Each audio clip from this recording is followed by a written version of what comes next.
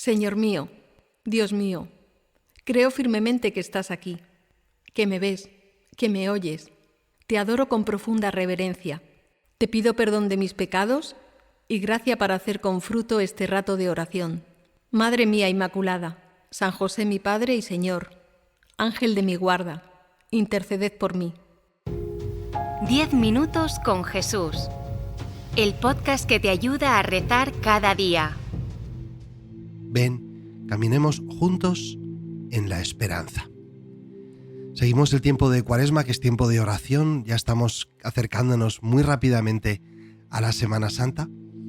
Y nos pides tú, Jesús, que acrecentemos nuestro espíritu de oración. Pero no basta solo rezar, también hay que saber rezar. Hay oraciones buenas y oraciones regulares. Hay oraciones malas, pero hay oraciones que empiezan bien y acaban fatal, como la del Evangelio de hoy, que es una oración que podríamos denominar como en caída libre. Me refiero a la oración del fariseo de la parábola de hoy. Junto con él está el publicano, y su oración, la del publicano, es perfecta, pero él de alguna manera podríamos decir que lo tenía más fácil, porque era un hombre claramente muy pecador, a lo mejor tenía una vida exageradamente desordenada, visualmente escandalosa, y se había convertido, entró en el templo, y el pobrecito pues al fondo se golpeaba el pecho, no se atrevía a levantar la vista. Apiádate de mí, Señor, que soy un pecador. Y bueno, pues esa oración, dices tú, Jesús, que le agradó al Padre, que salió justificado, que pudo de alguna manera recibir la gracia de Dios. Pero los que no somos, digamos, tan escandalosamente pecadores, que nuestros pecados son más, digamos, normales, o que están quizá más ocultos a la vista de los demás, los que a lo mejor tú que me estás escuchando, como yo, pues hemos recibido una educación desde el principio cristiana y una vida más o menos medianamente ordenada, pues nosotros quizá no lo tenemos tan sencillo y nos parecemos más al fariseo, al que estaba adelante porque, bueno, entraba al templo toda su vida, era su casa, se sentía tranquilo, se sentía a gusto y se colocó delante y comenzó a rezar muy bien. Y qué mal terminó. Fue una oración en caída libre. El inicio es estupendo. Oh Dios, te doy gracias porque no soy como los demás hombres, ladrones, injustos, adúlteros. Quizá no te lo parezca, pero es una forma buena de empezar. Constatar que es un don de Dios, que es una gracia tuya, Jesús, un regalo tuyo, haberme preservado de esos pecados que son como muy escandalosos. El adulterio, el robo, la injusticia. Y el fariseo pues lo reconoce honestamente. Señor, gracias, porque no soy así, yo no soy así. Me has cuidado, me has protegido para que no tenga estos pecados. Claro que por la parábola de los talentos sabemos, Jesús, que tú nos vas a pedir conforme a lo que nos has dado y que si nos has protegido tanto y nos has cuidado tanto para que podamos tener una vida junto a ti, tranquila y moralmente, medianamente ordenada, pues también nos vas a pedir mucho.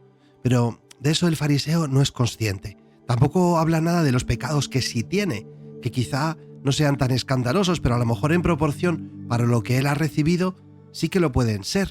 Es curioso, Jesús, que tú no nos vas a medir en términos absolutos, sino en términos relativos respecto de lo que tienes, respecto de lo que has vivido, respecto de lo que se te ha dado, cómo ha sido tu camino.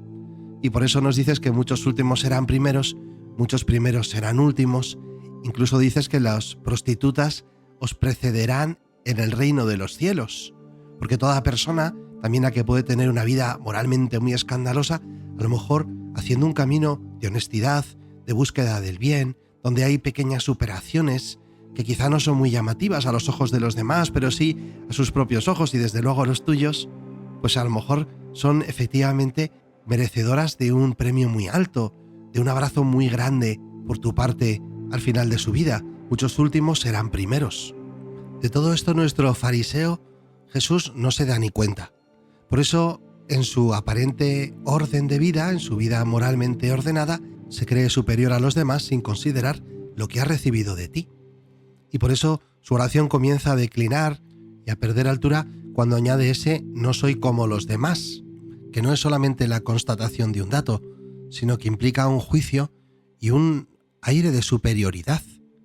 Estaba pensando en la historia de un alma de Santa Teresita de Lisieux. Ella cuenta que Al poco de entrar al Carmelo se confesó, y con una confesión general, una confesión de todos los pecados de su vida, y como el sacerdote al terminar dijo así muy solemnemente: en presencia de Dios y de la Santísima Virgen y todos los santos, declaro que nunca has cometido ni un solo pecado mortal.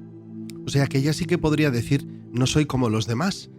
Y sin embargo, la reflexión que hace ella es totalmente distinta.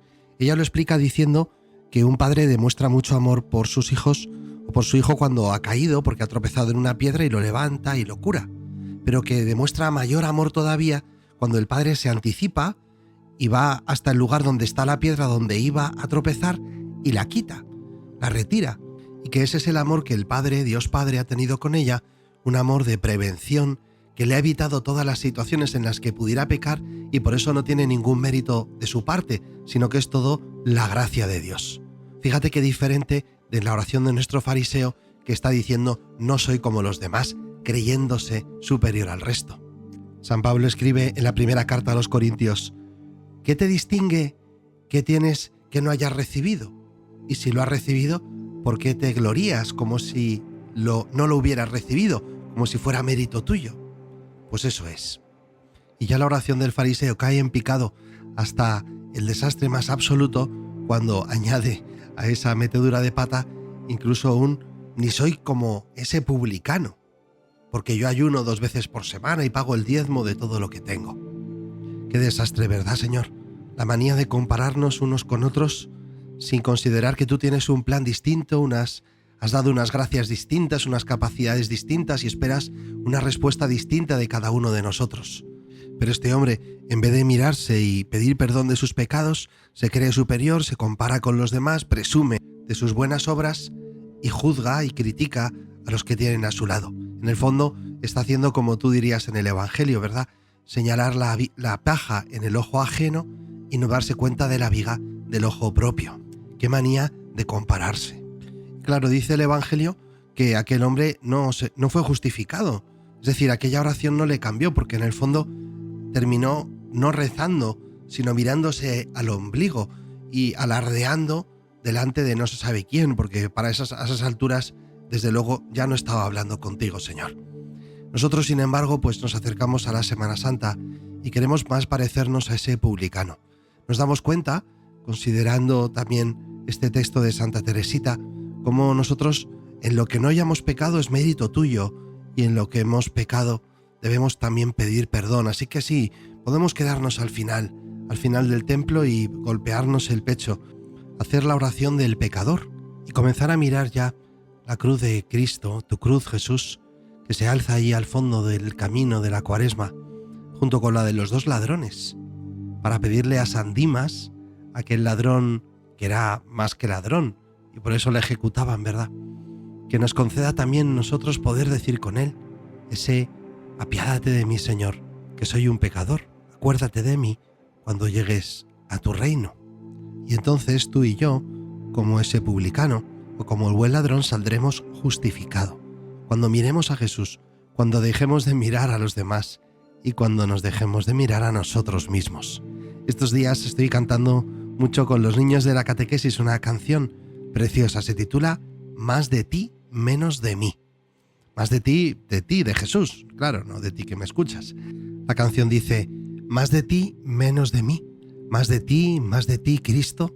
Yo quiero estar donde tú estás, quiero dejarlo todo atrás.